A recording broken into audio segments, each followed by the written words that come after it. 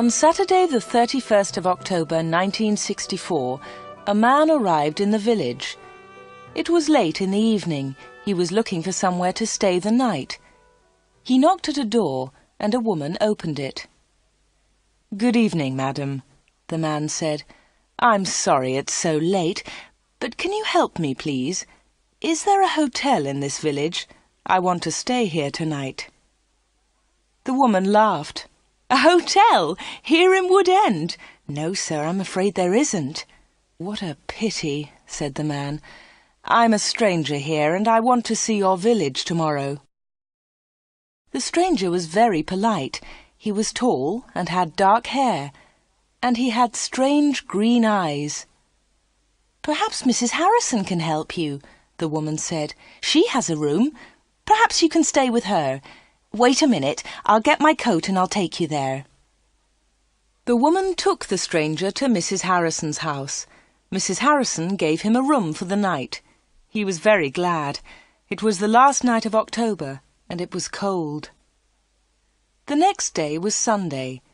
The man looked round the village. He was very interested in the history of the village. He met some of the villagers and asked them their names. But he did not visit the church. That was unusual. The church in Wood End was the most beautiful building in the village. But the stranger was not interested in it. He did not go to church that night with all the villagers. It was the first Sunday evening of November.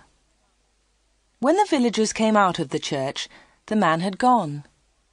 They had all liked him. The ladies had thought he was very good-looking. A few weeks later he came back. It was the first Sunday in December. The villagers were coming out of church. It was cold and dark. "Hello," he said. "I'm back again. It's nice to see you all once more."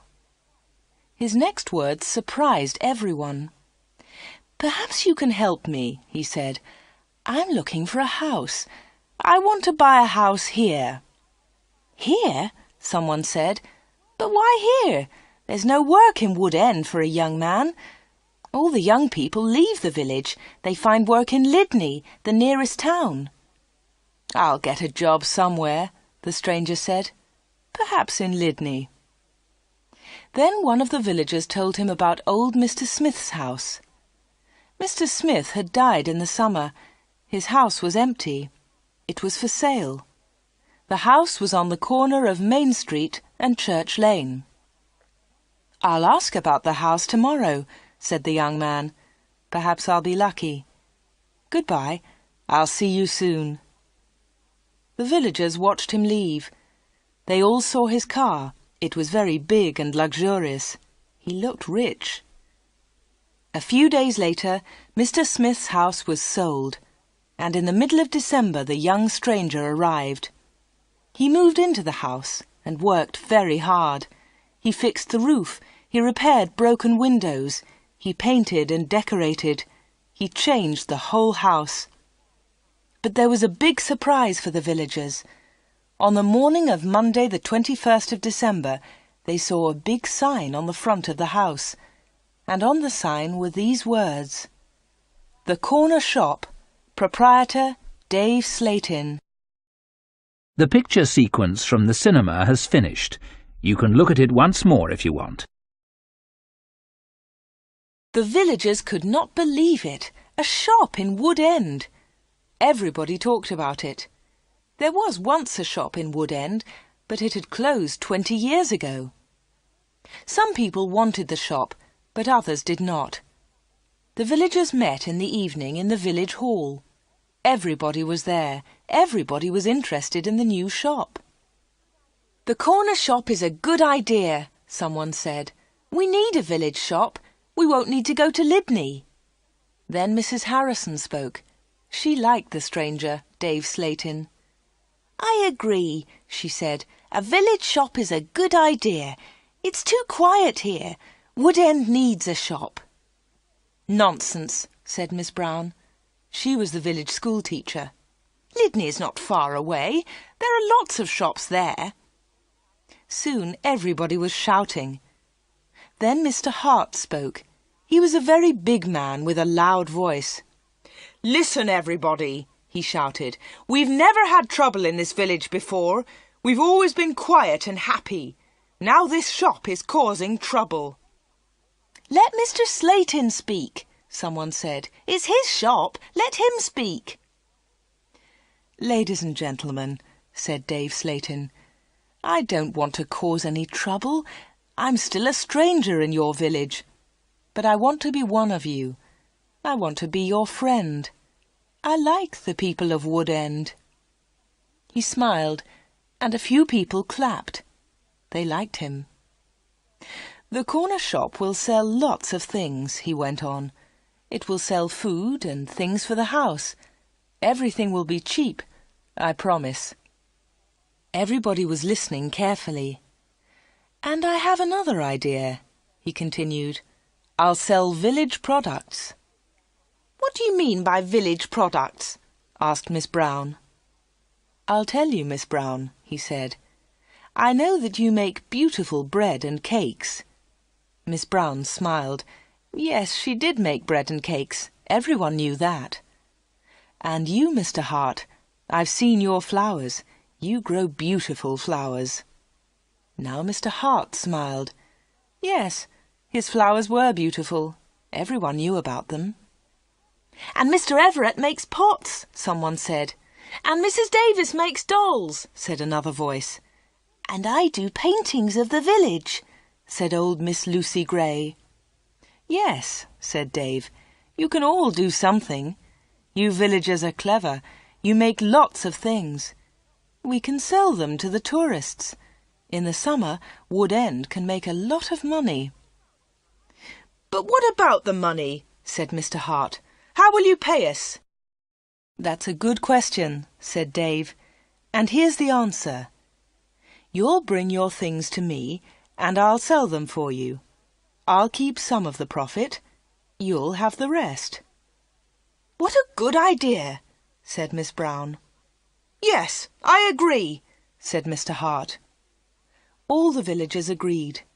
Everyone in the village was happy with Dave Slayton's plan. The corner shop opened on Monday the 4th of January 1965. Soon the shop was busy and Dave needed an assistant.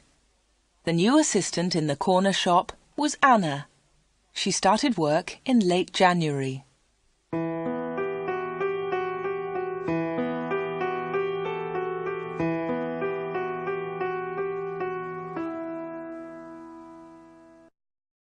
The picture sequence from the cinema has finished.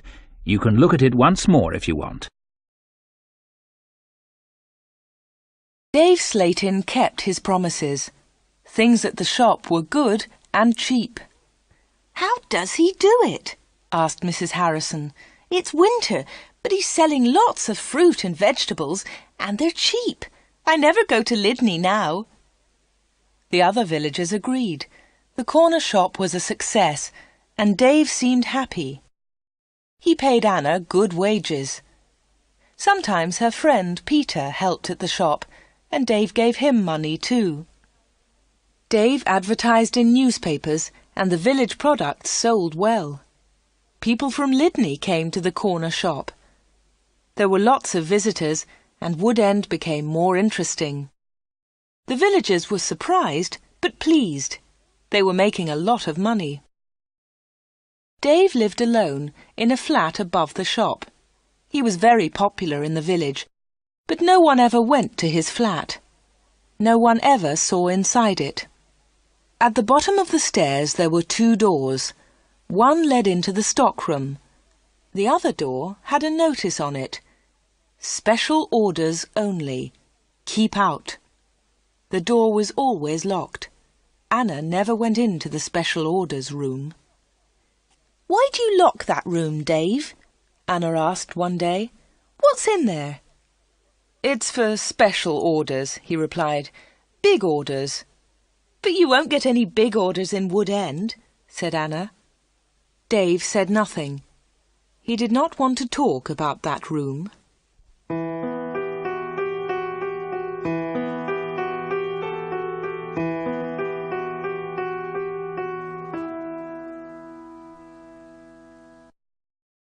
The picture sequence from the cinema has finished. You can look at it once more if you want.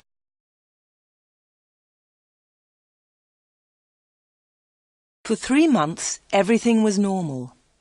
Then, one day in April, an unusual customer came into the shop. The new customer was a very beautiful woman. She was wearing expensive clothes and arrived in a large car. "Is this the corner shop?" the woman asked. She looked round and seemed a little surprised. "Yes," replied Anna. "This is the corner shop. It's the only shop in the village." "I'm looking for Mr. Slayton, the owner of the shop," said the woman. "I think he's upstairs," said Anna. "I'll go and get him. Does he know your name?" "Yes, I think so," was the reply. "Tell him—" The woman stopped. "Tell him Miss Gordon is here, Miss Greta Gordon." Anna was amazed. "Are you Greta Gordon, the film star?"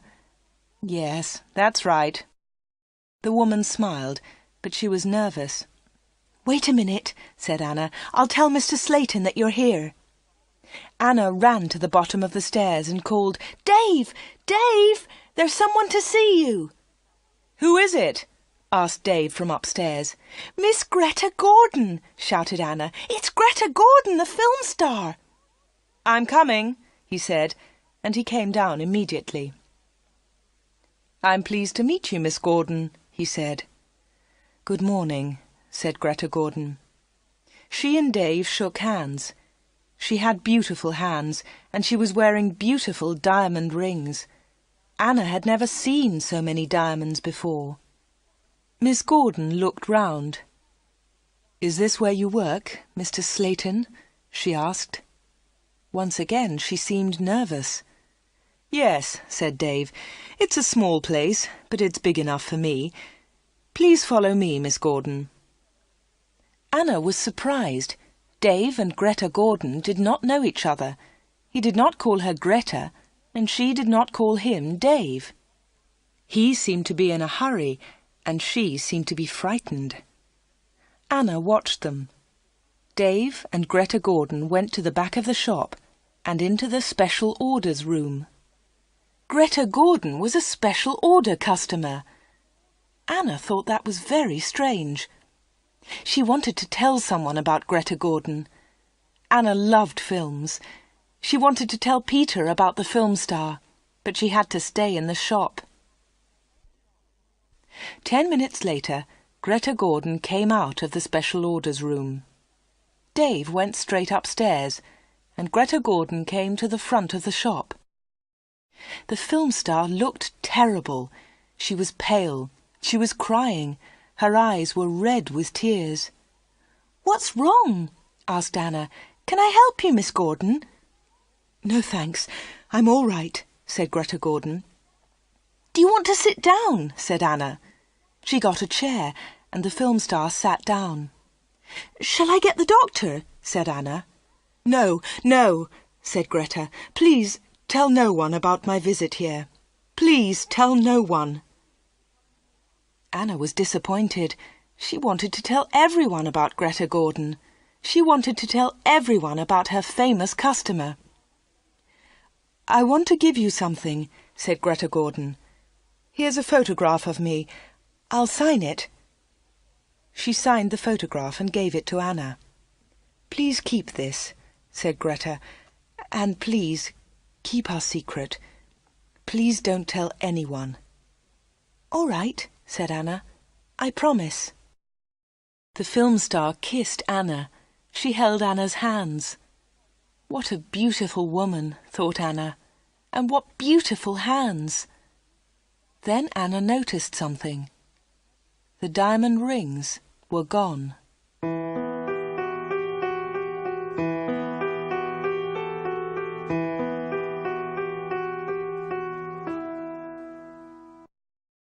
The picture sequence from the cinema has finished.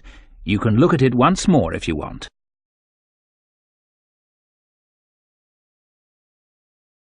Dave never talked about Greta Gordon. He never talked about her visit to the corner shop. One day, Anna asked him about the film star. "How do you know Greta Gordon?" said Anna. "Is she a friend of yours?" "I don't want to talk about her," Dave replied. "She was a special order customer. Don't ask any more questions about her, Anna." So Anna did not ask any more questions. She did not ask about Greta Gordon's special order, and she did not ask about the rings. Anna kept her promise. She never told anyone about the film star. Soon it was spring. Anna and Dave were busy. Mr. Hart brought lots of flowers to the corner shop, and Anna sold them to the tourists. There were lots of tourists that year. In May, Peter asked Anna to marry him. She said yes. They became engaged. They planned to get married in the following year. Now they needed money, so they worked hard and they saved. They were very much in love.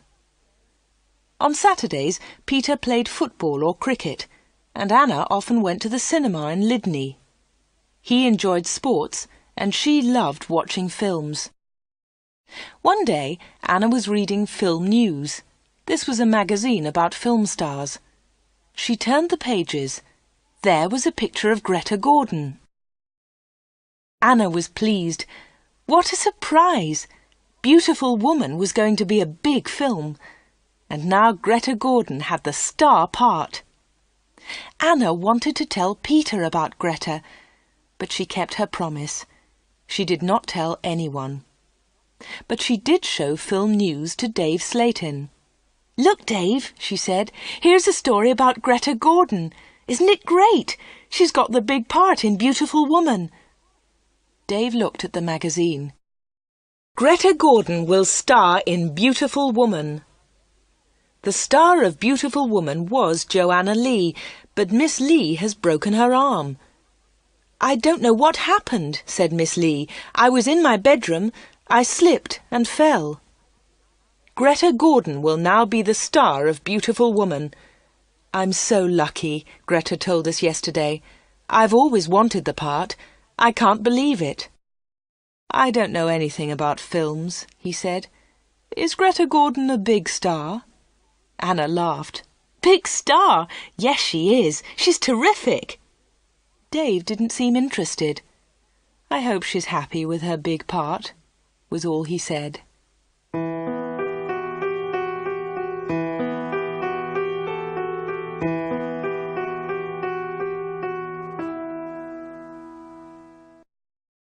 The picture sequence from the cinema has finished.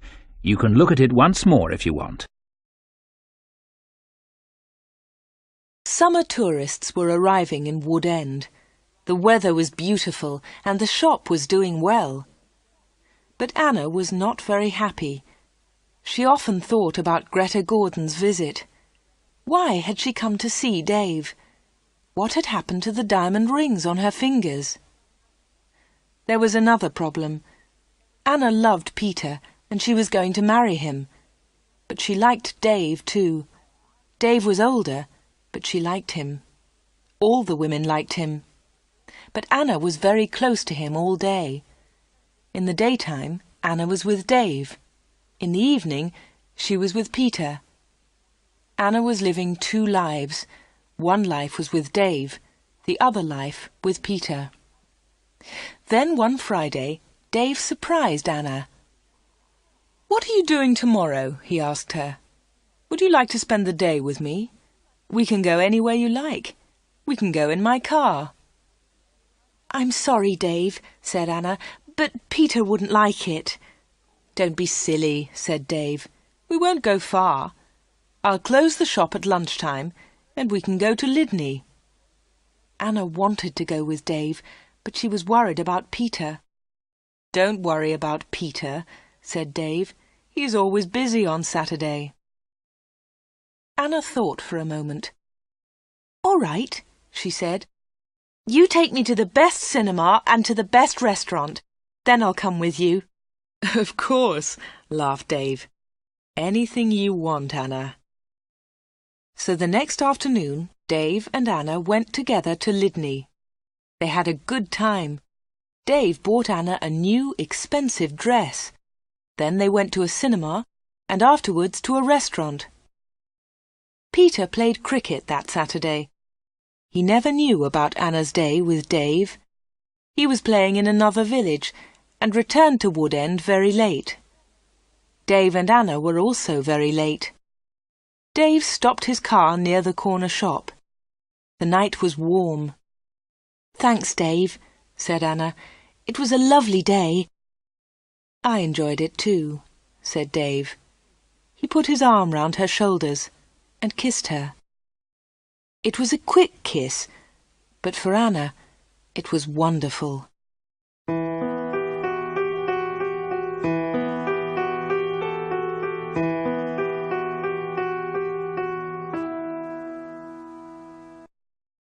The picture sequence from the cinema has finished. You can look at it once more if you want. The summer passed. The corner shop was always busy. Sometimes Dave opened the shop on Sundays too. Anna earned a lot of money. Everyone thought that she was happy. But life was difficult for her. She liked Dave.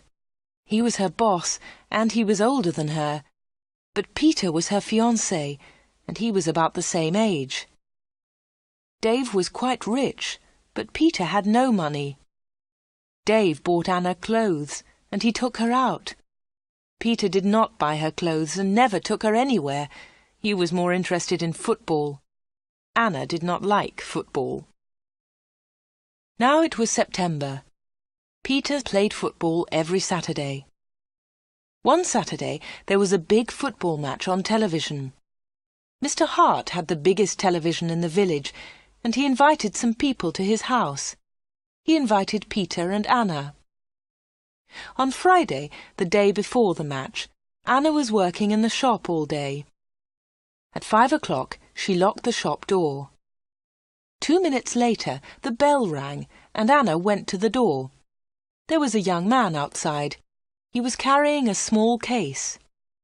"Hello," she said. "Can I help you?" "I hope so," said the young man. "I want to see Mr. Slayton." "I'm afraid that the shop is closed now," said Anna. "We're open tomorrow morning." "But I've got an appointment," said the young man. Then Dave spoke behind Anna. She hadn't seen him. "Yes, I've been waiting for you," said Dave. "You're late." "I'm very sorry, Mr. Slayton," said the young man. Never mind, said Dave rudely. His rudeness surprised Anna. The young man seemed afraid. "But can you see me now?" he asked. "Yes," said Dave. "Come in." Dave turned to Anna. "Anna, it's after 5 o'clock. You can go home now." "I won't be long," said Anna. Dave was angry. "Hurry up and go home," he said. But Anna wanted to stay. She wanted to know about the young man.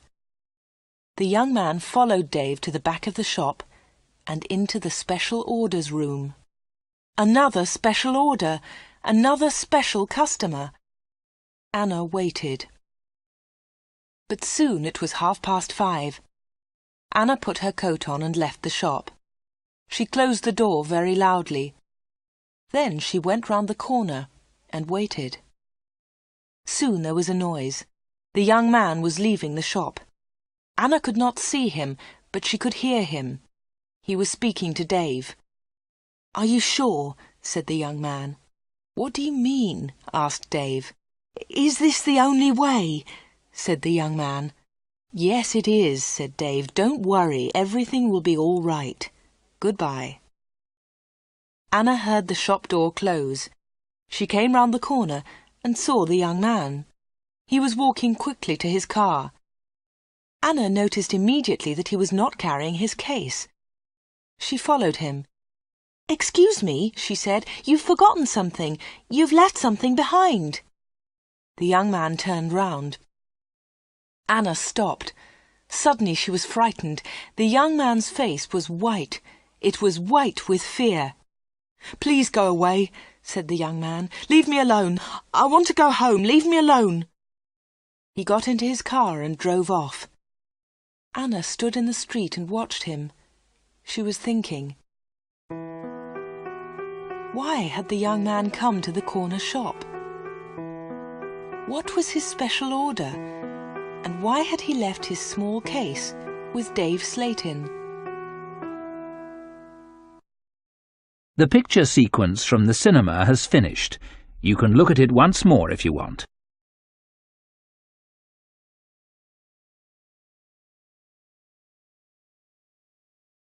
The next day was the day of the big football match. Mr. Hart had invited about 10 people. Anna did not watch the game. She was helping Mrs. Hart in the kitchen. They were making tea. It was a good game, and everyone was enjoying it. At half-time, Peter went into the kitchen. "Why don't you come and watch the match, Anna?" he said. "It's really good. Come on." Anna laughed. "No, thanks," she said. "I'm helping Mrs. Hart. Look, here's the tea. Can you take it in to the others?" "OK," said Peter. "It's a terrific match. Mike Bailey scored a great goal." Peter took the tea into the sitting room, and the second half of the match started. The second half was very exciting. Mike Bailey scored another goal after 20 minutes. The score was 2-0. Then the other side scored 2 quick goals. It was 2-2. There were only 5 minutes of the match left. "Come on!" shouted Peter. "Come on, Mike, let's have another goal!" In the last seconds of the match, Mike Bailey scored the winner. It was his 3rd goal of the match. But something was wrong. The other team's goalkeeper was injured. Bailey had been very near the goalkeeper, and he had kicked the ball very hard. The ball had hit the goalkeeper's neck. Mrs. Hart and Anna came in from the kitchen. "What's happened?" said Anna. "What's wrong?" "It's Brian Thomas, the goalkeeper," said Peter. "He's injured." It was serious. The goalkeeper had broken his neck. Later they all watched the news on TV. They saw pictures of Mike Bailey's 3rd goal. It was a great goal. They saw the ball hit the goalkeeper. It was an accident. The TV announcer said, "And now over to our sports studio for an interview with Mike Bailey." They all watched the interview. The TV showed a picture of Mike Bailey and the interviewer. "Mike," said the interviewer, 3 goals in 1 match. How do you feel about that?" But Mike Bailey said nothing. He could not speak. He tried to speak, but he could not. It was terrible. The interviewer tried another question. "Let me ask you about the 3rd goal, Mike. It was a great goal, but how do you feel about the injury to Brian Thomas?" It was a silly question. The injured goalkeeper would never play football again. Mike Bailey said nothing. He looked very ill.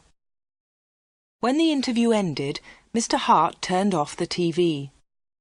No one noticed that Anna had left the room. Mike Bailey had looked frightened. Anna was frightened too. Mike Bailey and Anna had met before, the day before, at the corner shop.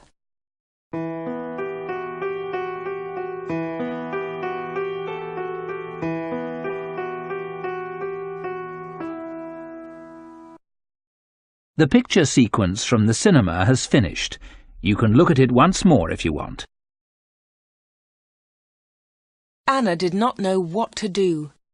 She was only 17, but sometimes she felt much older. She wanted to ask Dave about Mike Bailey and Greta Gordon. She wanted to know about special orders. She decided to wait. One day, Dave and Anna were alone in the shop. "How's Peter?" asked Dave. "He's fine, thanks," said Anna. Dave smiled. "Is he still playing football?" "Of course he is," said Anna. Dave laughed. "You don't see him very much, do you, Anna?" "I see him 3 or 4 times a week," said Anna. "What about weekends?" Dave asked. Anna replied quickly, "I don't see him much at weekends. He plays football then." "When are you getting married?" asked Dave. "I don't know," she replied. "We haven't decided yet. Perhaps next year." "That's a long time." Dave smiled at Anna. Anna felt afraid. She also felt excited. She didn't know why. "Sometimes you're bored, Anna, aren't you?" said Dave. He looked into her eyes. "Yes," said Anna, "that's true."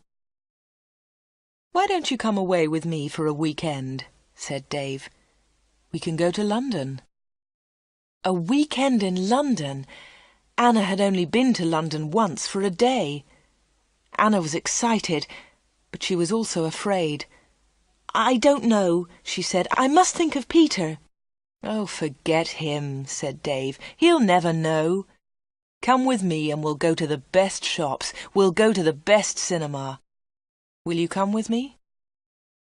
Anna said nothing. Suddenly she had an idea. She looked at Dave. "Perhaps I'll come with you," she said.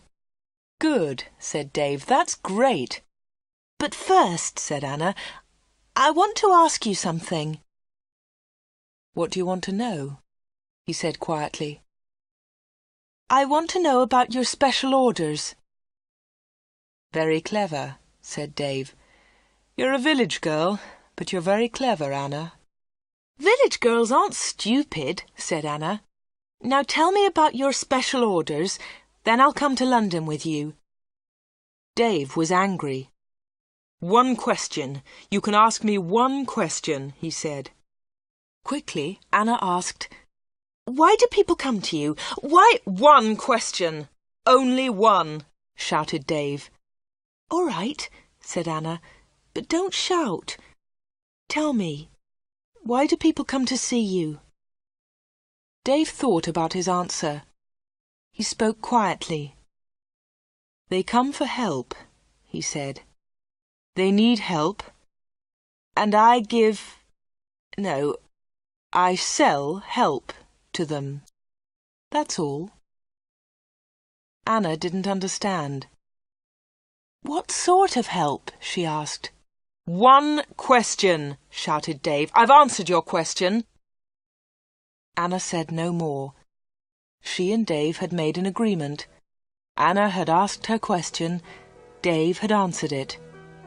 Dave had invited Anna to London for the weekend, and Anna went with him.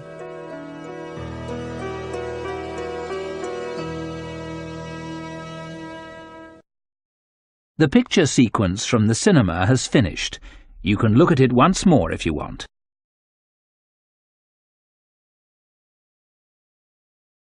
Anna enjoyed the weekend. They arrived in London late on Friday evening and stayed at a big hotel. On Saturday they went shopping, and in the evening they went to a cinema. On Sunday they went to a park. They came back to Wood End on Sunday evening. It was the last Sunday in September. On Monday, Anna went to the shop. It was not so busy now. Summer was over. Most of the customers were villagers. It was a cold autumn. On Monday evening, Peter came to see Anna. "Hello," said Anna. "Did you win on Saturday?" "No," said Peter. "We didn't win, and I didn't play." Anna was surprised. "You didn't play? Why not? What was wrong?" "I didn't feel very well on Saturday morning. I stayed in Wood End. I was in the village all weekend." Anna's face was red. Her voice was quiet. "Are you feeling better now?" she asked. "No," said Peter, "and you know why." Anna tried to look surprised. "Me?" she said. "Oh, Anna," said Peter, "you know what's wrong. It's you and Dave Slatin." "What do you mean, me and Dave Slatin?" said Anna quickly. "You went away with him on Friday evening. Someone saw you in Dave's car." Anna tried to explain. "Oh, it's nothing," she said. "Dave and I went—" "Shut up," said Peter. "I don't want to know, Anna. Don't talk about it." "But Peter," said Anna. Peter didn't listen. "I know he's got a lot of money. He can take you to places. He's from a big city. I'm a poor village boy, Anna. But you must choose. You must choose between Dave and me. You can't have both of us." "I know that, Peter," said Anna, and I don't want both of you. But listen, Peter, I want to tell you about Dave. There's something very strange about him. Dave, Dave, Dave, Peter shouted. You talk about him all the time. I don't want to hear his name again. Peter turned round and walked out of the room. He left Anna's house. Now Anna was alone. She was very unhappy. She wanted to talk to Peter. She wanted to tell him about Dave. She wanted to tell him about Greta Gordon and about Mike Bailey. But Peter had left her.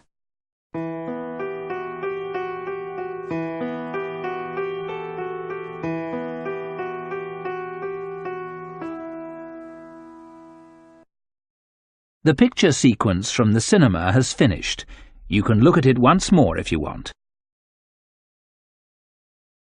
It was October. It was cold and wet. Anna was not very busy at the shop. She was very unhappy. She was a different girl. She seemed older. She didn't go out much. She looked ill. Most of the villagers knew that Anna had quarrelled with Peter. They also knew that she had been to London with Dave. But no one was able to help Anna. She did not talk to anyone. Before, she had been a happy, smiling girl. Now she was sad and lonely. She went to the shop every day. She was waiting for another special customer. Anna did not wait long. It was the middle of the month. Anna was alone in the shop. It was almost lunchtime. A middle-aged gentleman came in. He was a big man with a very large moustache. He was well dressed, and he was carrying a large briefcase. "Good morning, miss," he said politely. "Good morning, sir," said Anna. "Can I help you?" Anna was very polite too. She was interested in this man. "I'm looking for Mr. David Slayton," said the man. Anna smiled. "Are you a salesman?" she asked. She knew that he was not a salesman. He didn't look like a salesman, but she wanted to talk to the man. The man smiled. "Yes, I am a salesman," he said. That was not true. Anna knew that the man was lying. Then she said, "Perhaps I can help you, sir. I usually speak to the salesman." She looked at the man's case. It had the letters A-R-I-C-S printed on it. "Thank you," said the man very politely, "but I have a private appointment. I've come from London, and I must see Mr. Slayton." "I'm sorry," said Anna. "He's very busy at the moment, but I'll tell him you're here.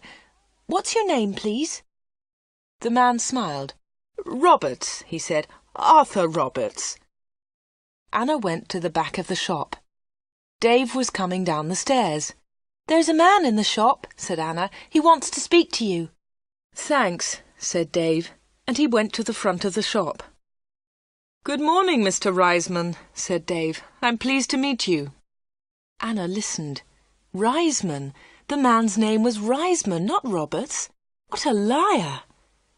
The man did not look at Anna. "I'm pleased to meet you, Mr. Slayton," the man said. "Please come with me," said Dave. Mr. Reisman followed Dave. They went into the special orders room. A minute later, Dave came out. He came to the front of the shop. "It's lunchtime, Anna," he said. "You can go home now." "Thanks, Dave," said Anna. "I'm going in a few moments." Dave went back to the special orders room. Anna did not leave the shop. She waited. Anna wrote down the letters A-R-I-C-S. She understood A-R, Arthur Reisman, but she did not understand I-C-S. At 1:30, Anna heard noises. Mr. Reisman was leaving. Dave was talking. "Thank you, Mr. Reisman," said Dave. "And thank you," said Mr. Reisman. "You have helped me a lot." "Good," said Dave. "Goodbye, Mr. Reisman. My assistant isn't in the shop, but you can open the door. Goodbye." Dave went upstairs, and Mr. Reisman came into the front of the shop. Anna was sitting quietly in a corner. "Oh," said Mr. Reisman, "I thought you'd gone home." "No," she said. "I decided to have lunch in the shop today." Anna and Mr. Reisman looked at each other. They didn't like each other. There was silence. Anna spoke first. "Would you like to buy some bread, Mr. Roberts?" she said. "Reisman, my name is Reisman," said the man. Anna smiled. "I'm so sorry," she said. "Would you like to buy some homemade bread, Mr. Reisman?" "It looks delicious," said Mr. Reisman. He was very polite again. "Yes, I'll take some, please. My wife will love it." "Here you are," said Anna. She put the bread in a bag. Then she said, "You can put it in your briefcase." "My briefcase?" said Mr. Reisman. "I haven't got a briefcase." "I think you've forgotten it," she said. "I'll go and get it for you." Anna moved towards the back of the shop. Mr. Reisman stepped in front of her. He held her wrists. He was very strong. "Listen to me," he said. "I don't want that briefcase. Leave it there." "All right," said Anna. "Please let me go. You're hurting me." Mr. Reisman let go of Anna and turned towards the door. He left the shop hurriedly. He hadn't taken his bread with him. Anna watched Mr. Reisman leave. Her hands were still hurting 5 minutes later.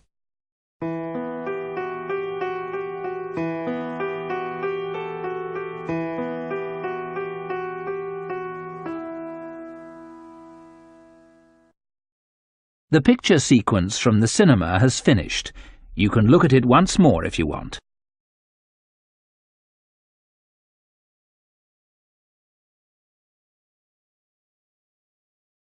Anna waited for some news about Mr. Reisman. She remembered Greta Gordon. The film star had visited the corner shop. Later there was news about her in a magazine. Mike Bailey had visited the corner shop too.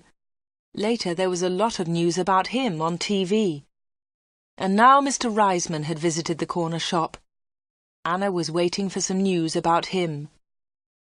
All 3 visitors had been special customers. They had all seen Dave. They had all been in the special orders room. And they had all left something with Dave. Greta Gordon had left her diamond rings. Mike Bailey had left his case. Mr. Reisman had left his briefcase.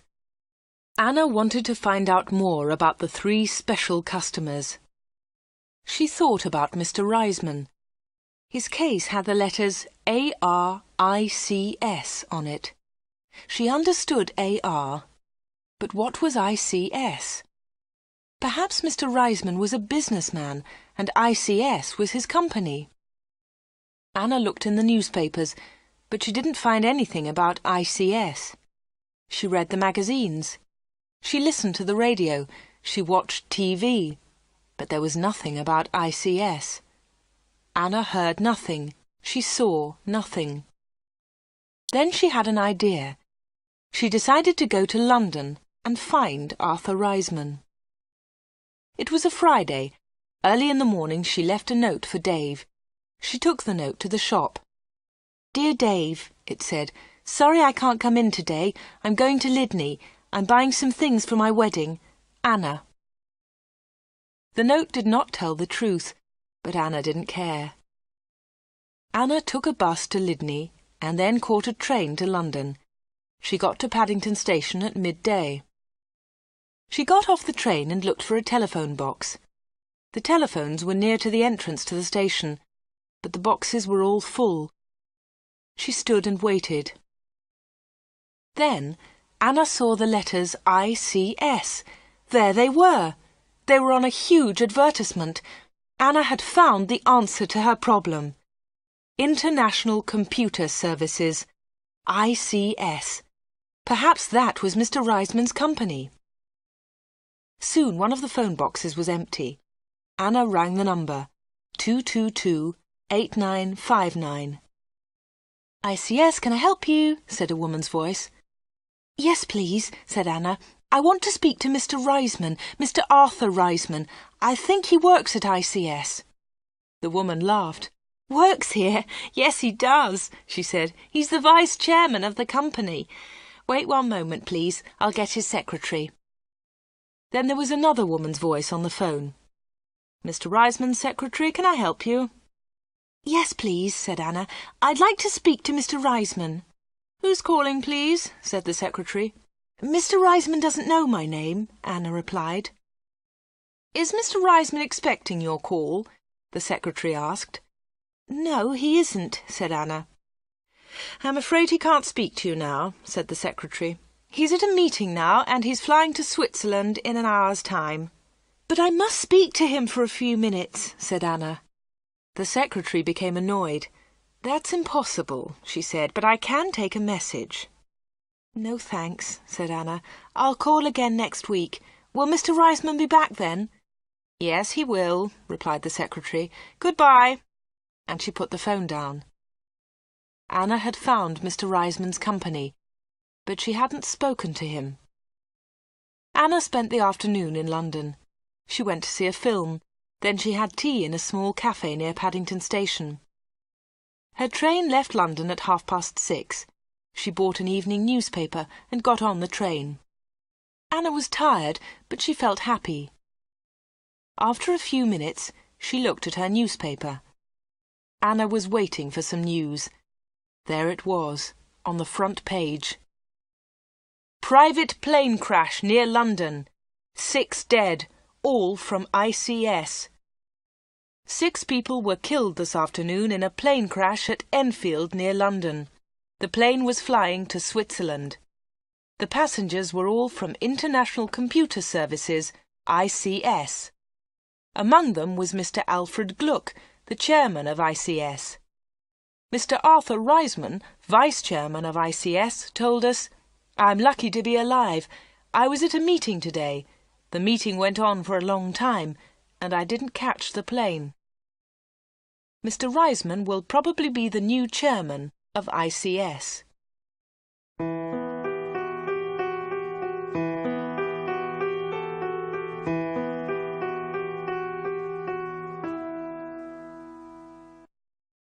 The picture sequence from the cinema has finished. You can look at it once more if you want.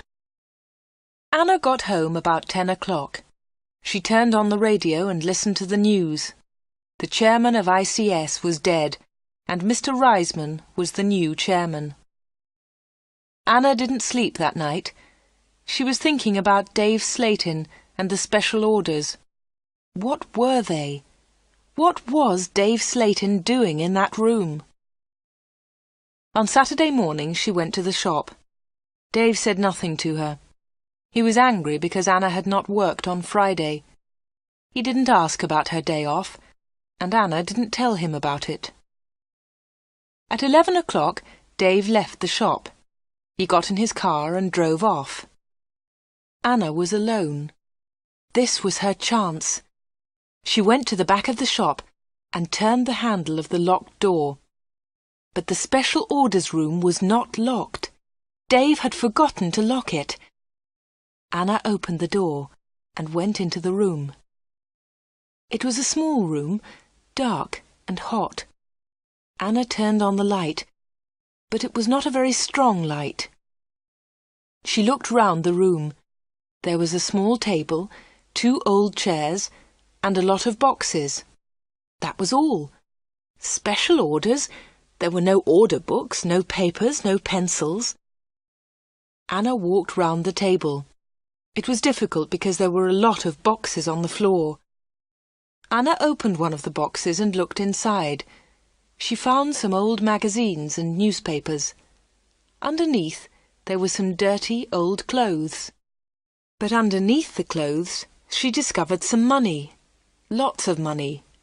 British money, French money, American, German. There was money from all over the world. Anna was amazed. She had never seen so much money before. She looked round again and found Mike Bailey's case. It was empty. Then she found Arthur Reisman's briefcase. That was empty too. Then Anna looked into a bigger box. Inside it were some dolls, with broken arms and legs. One of the dolls was very beautiful, but it had a broken arm. Anna put it on the table. Then Anna found a book about football. Inside there were some pictures of footballers, but the pictures were all torn. Anna put the book on the table. Anna looked into the box again and found some little cars. Most of them were broken. She found a small model aeroplane. It was broken too. Anna put all these things on the table. What a strange collection! There was the money, the broken doll, the toy cars, the model aeroplane, and there was the football book with the torn pictures. Anna looked at the things on the table. What were they for? Why did Dave Slayton keep them in this locked room? Suddenly Anna jumped. There was a noise behind her. Someone was standing at the door.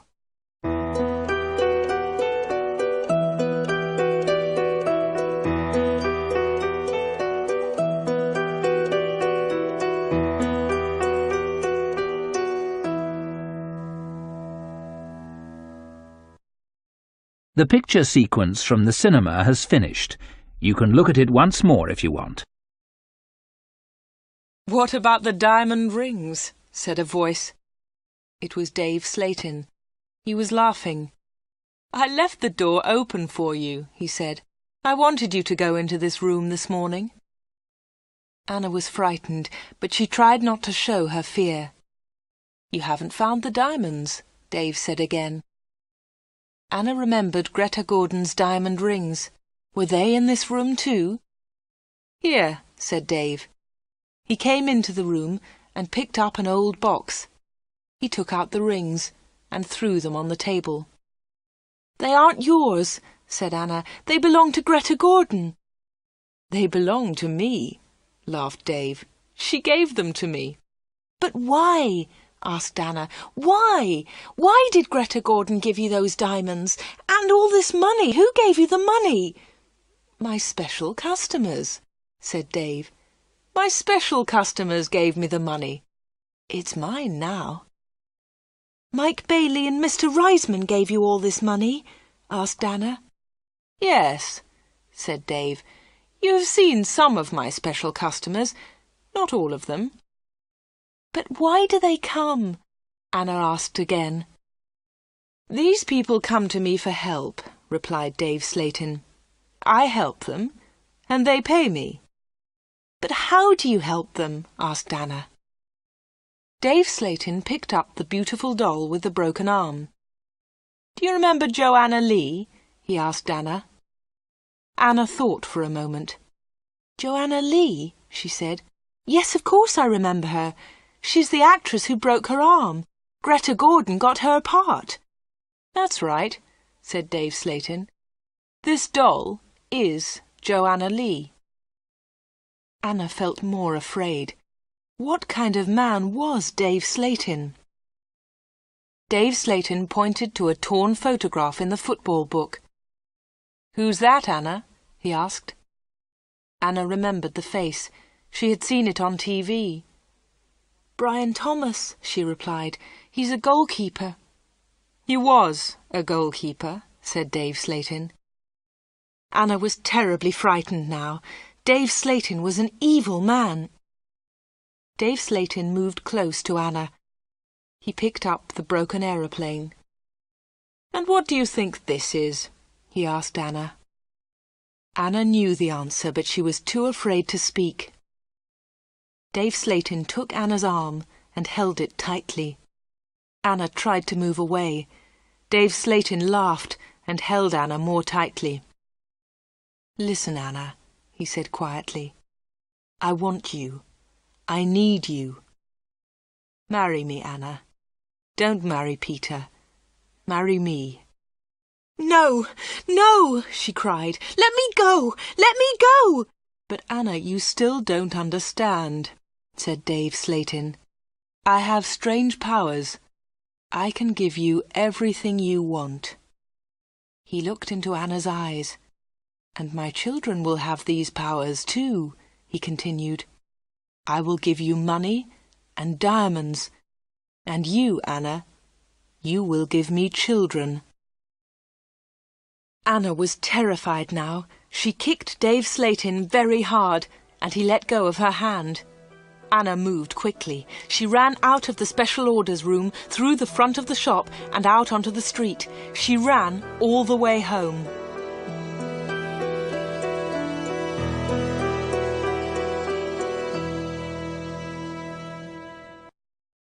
The picture sequence from the cinema has finished. You can look at it once more if you want.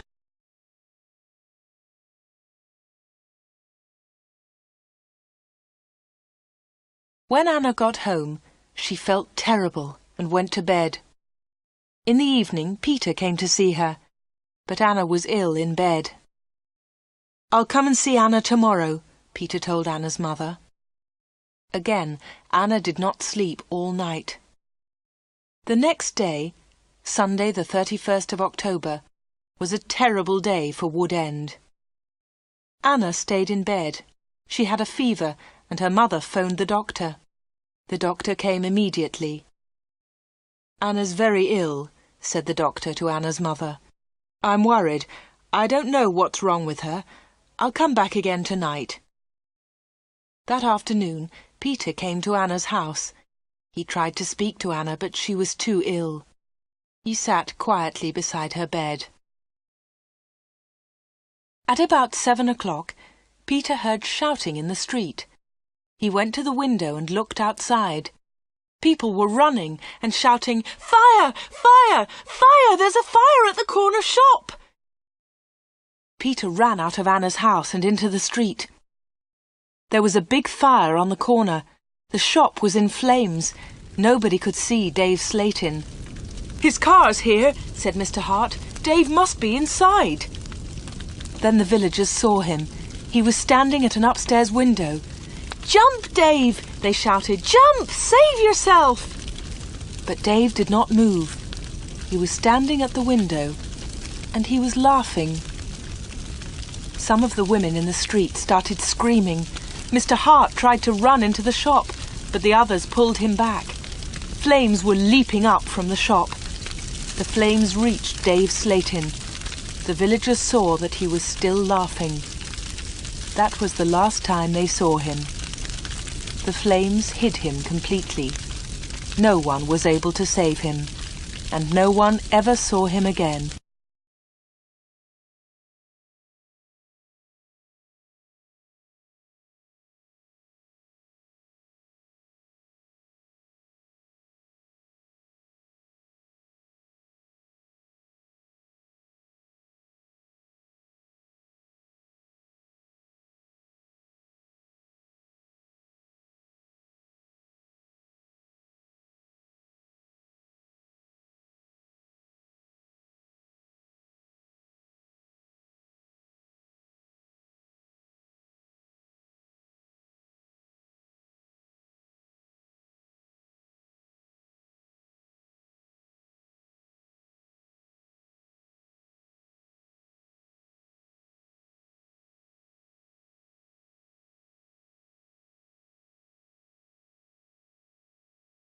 The picture sequence from the cinema has finished.